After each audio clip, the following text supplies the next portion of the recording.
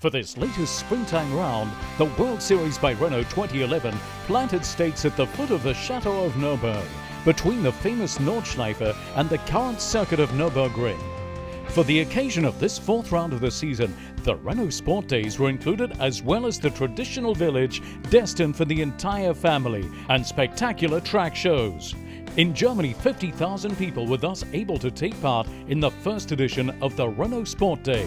The Renault Sport Day is in fact an exceptional day into which everything's condensed. That is to say, we have the World Series by Renault, organized for the competition, and with this we've added a day in which our clients, our dealers, the press and all the expertise of Renault Sport could be brought together on a mythical track. We have 150 dealers who are happy to have run on the Nordschleife and to whom we've passed extremely positive messages on Renault Sport. Then there are our customers from all over Europe, 100 cars running all day, and they're all very happy. We've brought together everything and it's really in the spirit of Renault Sport. It was great. The Renault Sport Days are a marriage of competition and production cars and show the real savoir-faire of the brand. Renault Sport at the moment has some major news because we have the Mégane RS Trophy, which we've launched and that we're showing to our dealers today. Beat the record this morning by more than 10 seconds. It's an exceptional car. We have now added 15 horsepower, so now the Mégane RS is 265 horsepower. It's extraordinary. We also have a new Clio with the launching of a series of paintings. We now have more than 400 dealers in Europe to distribute this great range and have progressed by around 80% in sales compared to last year, so it's all going well. On the track, in the Eurocup Clio, Nicolas Milan is in form. After 2 wins in the opening rounds, he confirms in Germany, leading from start to finish in race 1. Verschoor, however, hasn't had his last word. In the second round, he takes advantage of the slightest error and installs himself in the lead under the rain, while his fellow countryman Sebastian Bleekemolen steps out of line. It's victory for Verschoor. The head of the championship is held by the 2 winners of the weekend.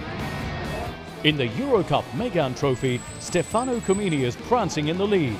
6 events, 6 pole positions and 6 victories for the Swiss driver. He battles with Bas Schotthurst, the Dutchman, or the Belgian David Dermont, the men who'll follow him on the podium after a close victory.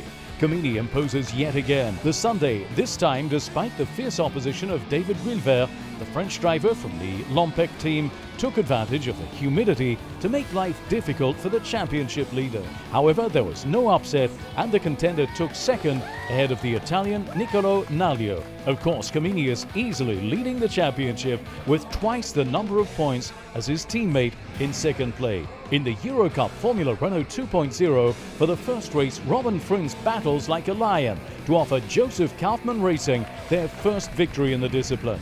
The next day, under the rain, the Russian Daniel Kvyat wins for the second time this season.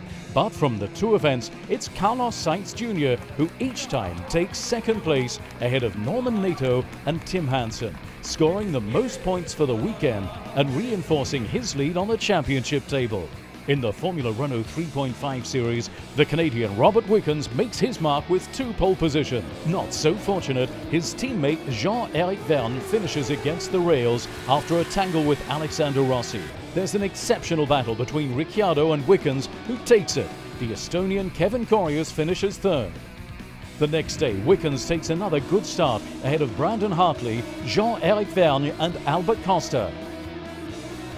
But the intervention of the safety car changes everything, and the strategy of Kevin Korius offers him his 3rd victory of the season, ahead of Robert Wickens and Feroz Fauzi. Wickens takes back the lead of the championship, and as what's promised is due, it will be he who takes the place of Nicolas Prost at the wheel of the Lotus Renault Grand Prix car to give a Formula 1 demonstration during the next round. I'm virtually going to pass the wheel to the leader of the Formula 3.5 series. Bravo, and I wish him a lot of pleasure in this beautiful car. Thank you, Nicola. I can't wait to drive the Formula 1 car at the next World Series by Renault race in Budapest.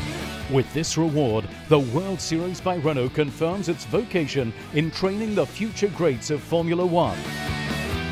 It's a veritable antechamber of F1. It's a powerful car which today has quite a few sporting and technical ingredients, allowing for the preparation of F1 drivers. Moreover, we've associated Lotus Renault GP with the World Series because we offer a mid-season test to the championship leader and a real test at the end of the season for the winner. The weekend of the 2nd and 3rd of July will see the next event of the World Series by Renault. It will be in Hungary, in the near suburbs of the capital Budapest, on the Hungaroring.